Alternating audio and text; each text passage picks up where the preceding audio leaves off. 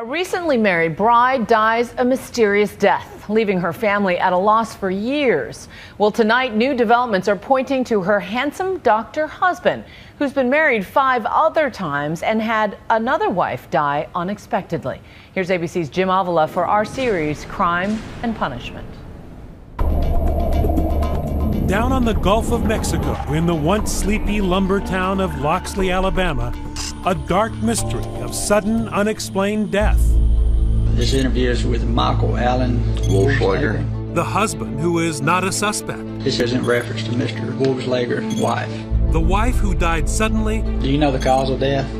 But was not murdered. Do you remember her falling? Unless she was. What do you think really happened, Chester? Man, I hate to say this. I think someone murdered my sister. Shirley Seitz fell for Dr. Mike Wohlschlaeger. Fell hard and fell fast. How do you do to I do in 3 months flat?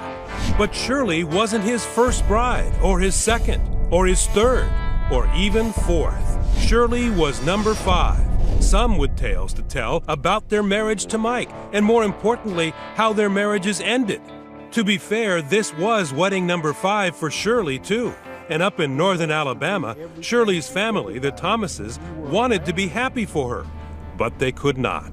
I didn't like him at all. I just have to admit that. But Shirley was sold on her new man. Dr. Mike, as he was called, worked much of his life as a chiropractor, adjusting grateful patients' backs in the nearby Florida Panhandle, smiling handsomely in healthcare ads in the newspaper and online. But money trouble plagued the chiropractor like a crooked spine, and his financial problems troubled Shirley's family because Shirley had $1 million in the bank.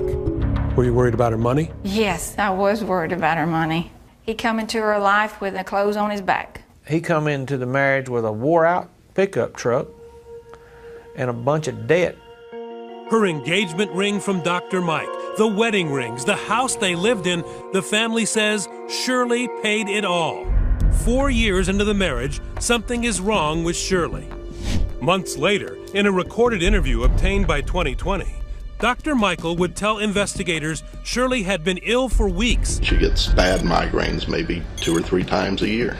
The family says Mike tells them Shirley might have fallen down these stairs a few days earlier while he was away, knocking down a potted plant. He later tells investigators too. I sat here with her mother and asked her, "Baby, do you remember falling down those steps because that plant was knocked over?" And she almost got irritatedly mad at me. And she said, "I did not fall." Myrtle and Mike nurse Shirley through the weekend. They try to get her to go to the doctor, but Shirley keeps putting it off. Mike gives her migraine medicine. It seems to do a world of good. And by Sunday night, Shirley is even sitting up, eating, and talking. I said, "Now, Shirley Faye, you better lay down and go to sleep." And that's the last words I ever said to her.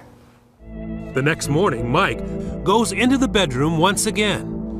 And she wasn't responsive. So I walked over and I turned on the light, and her lips were already blue. Mike yells for Myrtle. She's not breathing. Call 911. Steve Brannon is a former FBI agent, now a private investigator hired by the Thomas family. He showed us around the house on Camelot. So when Myrtle gets in here, what does she see? She sees Shirley on the floor. Myrtle knows it's too late. And I said, "Mike, Shirley's already gone." The family is heartbroken and a little baffled, but bewilderment quickly turns to suspicion when Shirley's daughter Sharon finds an old newspaper article. It's a brief story about the sudden death of a young woman in Gainesville, Florida in 1977, Lynn Wohlschlaeger, Mike's first wife. The article says a 25-year-old woman apparently choked to death Friday on a throat lozenge. Sharon and the rest of the Thomas family say they find 2 things strange about that. First, an otherwise healthy 25-year-old woman chokes to death on a cough drop. Second, they say Michael had always told them a different story. He told them his first wife didn't die suddenly. She died a slow, painful death from cancer. Michael had told us the entire time that he was married to Mama that Lynn had leukemia. It made me wonder, well, what else has he lied about? What else has he lied about? For the answer to that question, we take you to Chipley, Florida, and a suspicious fire in Dr. Mike's past, nearly 20 years ago. I was approaching this place of business here. I detected smoke, seen smoke. Lieutenant Tillman Mears, in plain clothes, was a rookie patrolman back in the day. He says he found Dr. Mike standing outside his own office, just watching it burn. My first question was, why didn't the doctor call the fire department? But that wasn't the cops' only question. Once I approached Mr. Wohlschlaeger, I detected the smell of diesel fuel on this person. And that was before they found the can of diesel fuel and a match and the suspected motive. He was flat broke and after the insurance. Dr. Wohlschlaeger was arrested, tried, and convicted of arson. Shirley's family is devastated.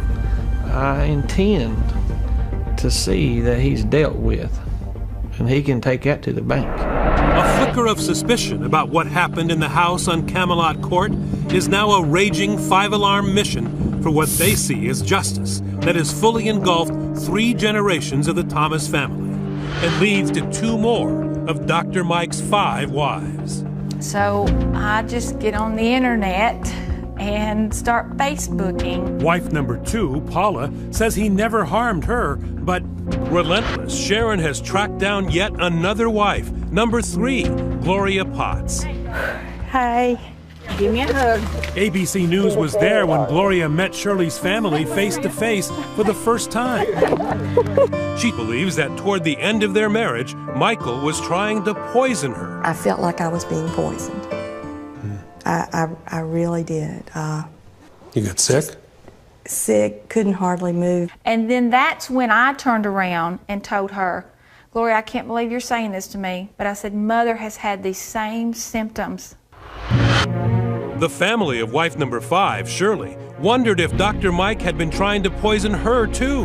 And you guessed it, here comes Mrs. Wohlschlaeger number 4, Diana.